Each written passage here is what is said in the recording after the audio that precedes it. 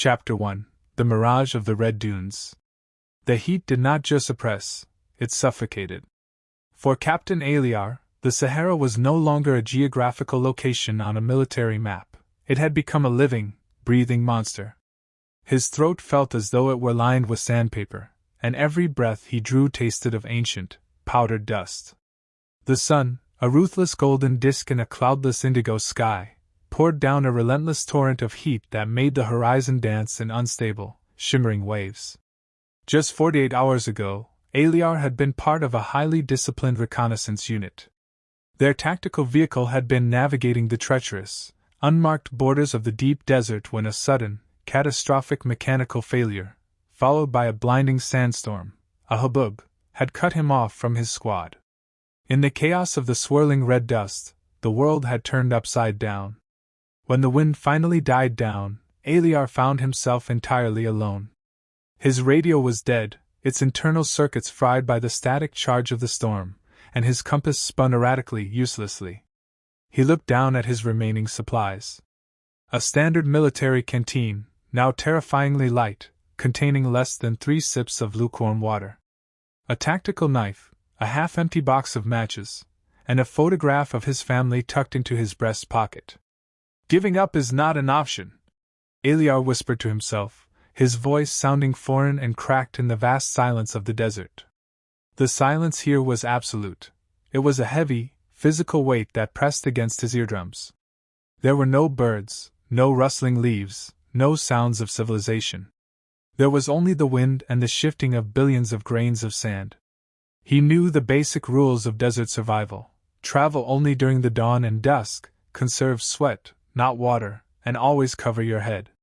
He wrapped his tactical scarf, a shamak, tightly around his face, leaving only a narrow slit for his eyes. He needed to find high ground, a vantage point to L. Chapter 2: The Whispering Night. The transition from day to night in the Sahara was not a gradual fading of light, but a sudden, violent plunge into darkness.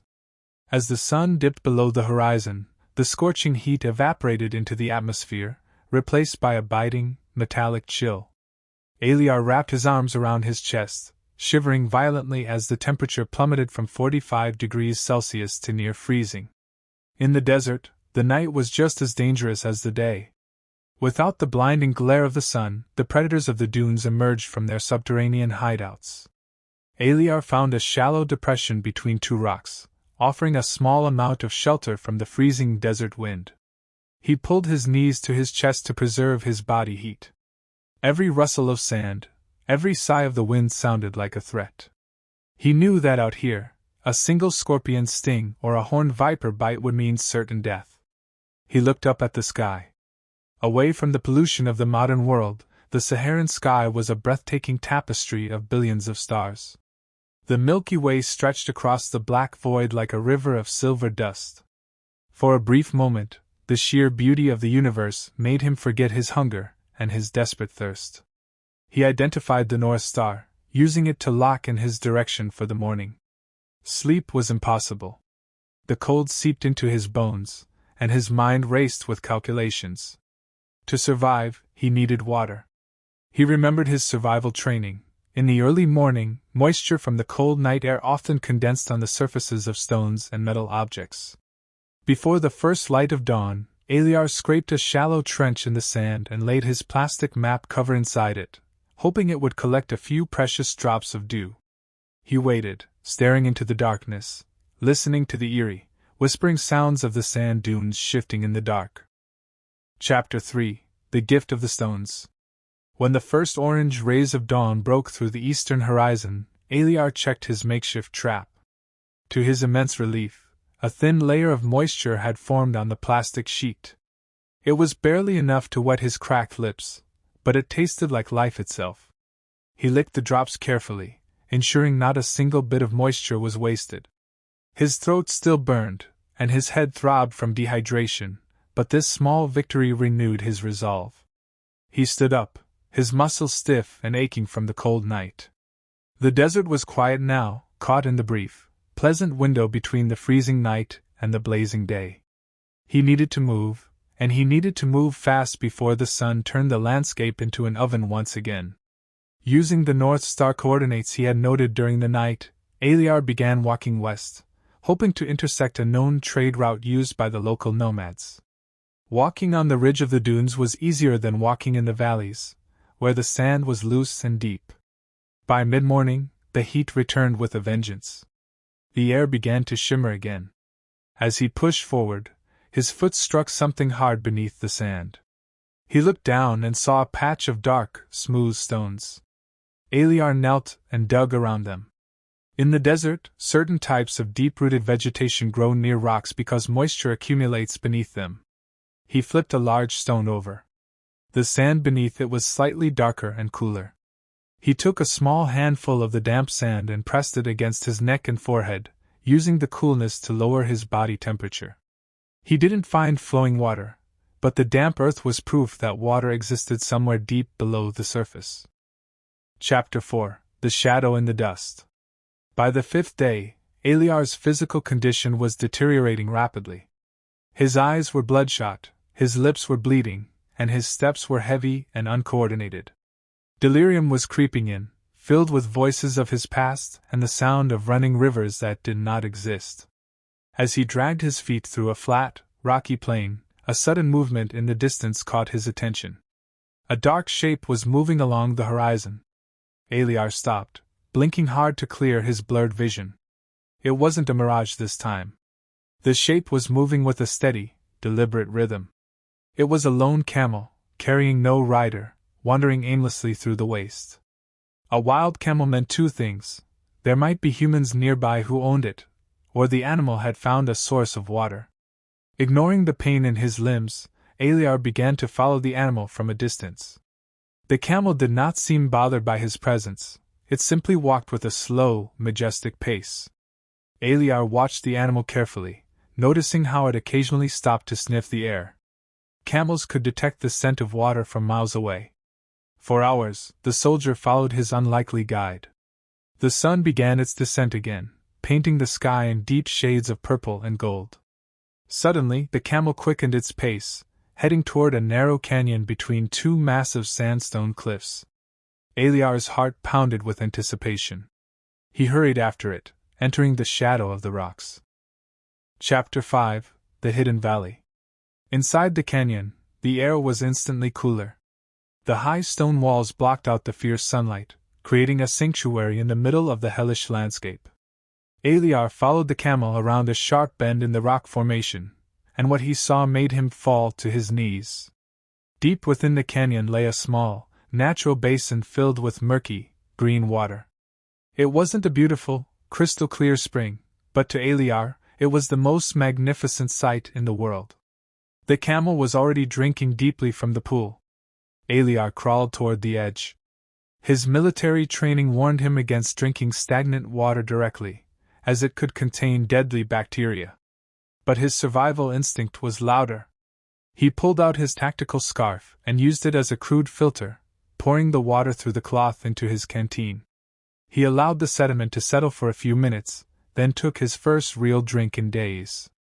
The water tasted of minerals and earth, but it filled his empty stomach and brought an instant rush of clarity to his mind. He drank until his stomach could hold no more, then splashed the cool liquid over his face and head. The immediate threat of dying from thirst was gone. He looked around the canyon. The rocky walls provided excellent shelter, and there were dry desert shrubs that could be used to build a fire. For the first time since the storm, Aliar felt a genuine spark of hope. He had survived the worst the Sahara could throw at him, and he was still standing. Chapter 5: The Hidden Valley. Inside the canyon, the air was instantly cooler. The high stone walls blocked out the fierce sunlight, creating a sanctuary in the middle of the hellish landscape. Aliar followed the camel around a sharp bend in the rock formation, and what he saw made him fall to his knees.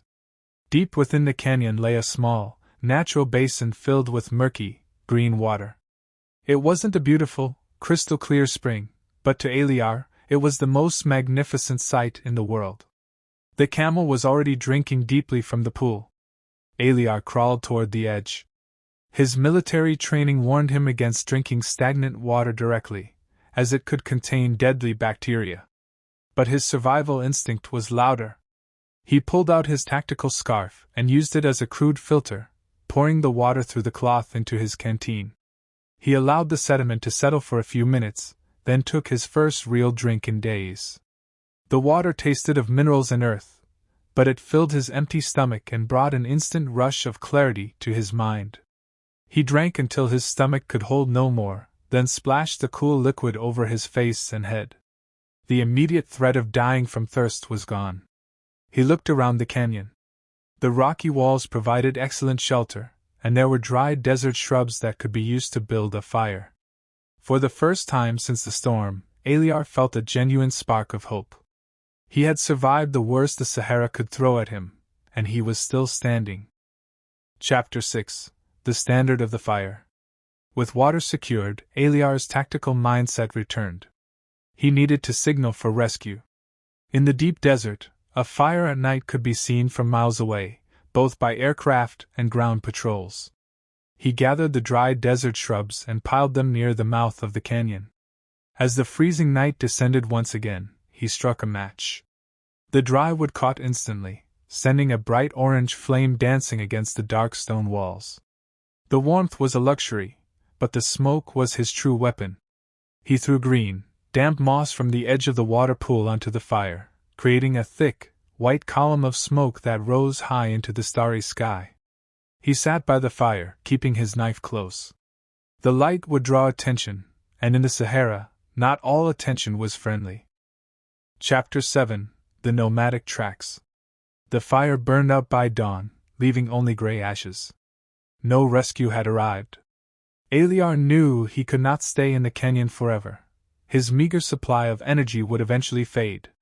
He filled his canteen to the brim, thanked the silent canyon, and stepped back out into the blinding sun. After walking for 3 hours along the base of the cliffs, he noticed a disruption in the sand. It wasn't the natural ripple caused by the wind. These were deep, heavy depressions, accompanied by smaller, sharper marks. Footprints. And not just human ones, the distinct, wide tracks of a caravan. The tracks were fresh. The wind had not yet filled them with sand. This was his path to civilization. He adjusted his gear and began to track the movement, walking with renewed purpose along the ancient trail. Chapter 8: The Test of Endurance. Tracking the caravan proved harder than expected. The heat rose to a blistering 47 degrees, and the air became so thick with dust that it felt like breathing glass. Eliar's legs felt like lead, and his vision began to blur again. He suffered from extreme heat exhaustion. His skin became hot and dry, a dangerous sign that his body was losing the ability to sweat. He had to ration his remaining water, taking only tiny sips to wet his tongue. Just one more step, he told himself, repeating it like a mantra. Every dune he climbed felt like a mountain. He fell twice, his hands burning against the hot sand, but each time, the image of his family pushed him back to his feet. He was a soldier. He would not let the desert claim him. Chapter 9: The Blue Men of the Desert. Late in the afternoon, as the sun began to cast long, dramatic shadows across the dunes, Eliar heard a sound that didn't belong to the wind. It was a low, rhythmic chanting. He dragged himself to the top of a high ridge and looked down. Moving through the valley below was a line of people dressed in deep indigo blue robes. The Tuareg, the legendary nomads of the Sahara, known as the Blue Men of the Desert. Eliar tried to call out, but his voice was nothing more than a dry gasp. He raised his arms and waved his tactical scarf. One of the riders on a tall white camel stopped, turned, and looked up at the ridge. The rider raised a hand, signaling the caravan to halt, and pointed toward the exhausted soldier. Chapter 10: The Return. Eliar woke up under the cool shade of a woven goat-hair tent. The bitter taste of dehydration was gone, replaced by the sweet taste of goat's milk and mint tea. A Tuareg elder sat beside him, nodding with respect. They had recognized his military uniform and knew he was a survivor. 2 days later, the nomads brought Eliar to a remote military outpost on the edge of the desert. As the heavy steel gates of the base opened, his squad rushed out, unable to believe their eyes. He had been missing for over a week in the most unforgiving terrain on Earth. Captain Aliar stood tall, his skin dark and weathered by the sun, but his spirit unbroken. He had looked into the abyss of the Sahara and found the strength to survive. He was finally going home.